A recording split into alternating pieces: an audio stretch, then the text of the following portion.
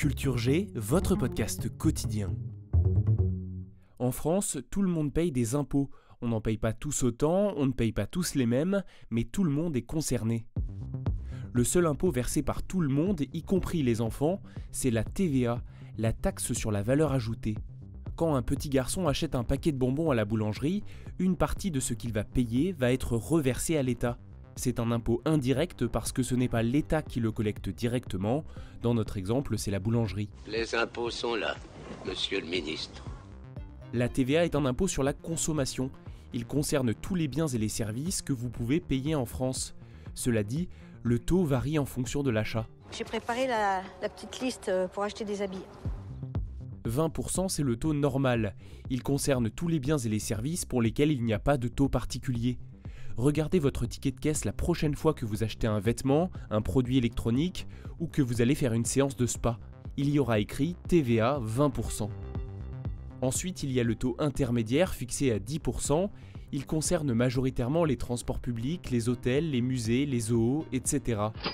Pour les produits de première nécessité, l'alimentation, les protections hygiéniques féminines, les équipements et services pour handicapés et les livres, il y a un taux réduit de 5,5%. C'est d'ailleurs l'une des revendications du mouvement des Gilets jaunes que la TVA soit supprimée sur ces produits considérés comme essentiels.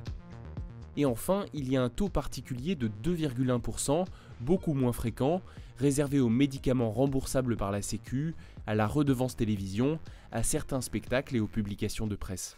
Voilà, ça c'est bien. La TVA est un impôt payé de la même façon par tous. Il ne dépend pas du revenu du consommateur. Pour cette raison, certains le considèrent comme injuste. D'autres, au contraire, défendent la TVA puisque c'est un impôt payé par tous les consommateurs de façon identique, y compris les touristes de passage en France et même les personnes en situations irrégulières. Et c'est bien parce qu'autant de monde s'en acquitte, bien souvent sans même le réaliser, que cet impôt est aussi important pour l'État. Avec plus de 154 milliards d'euros de recettes nettes en 2018, la TVA constitue aujourd'hui sa première ressource. Merci d'avoir écouté ce podcast, n'oubliez pas de vous abonner et revenez demain pour un épisode incroyable. Nous découvrirons ensemble la plus grande opération de faux monnayage de l'histoire et devinez qui en était à l'origine ? Adolf Hitler.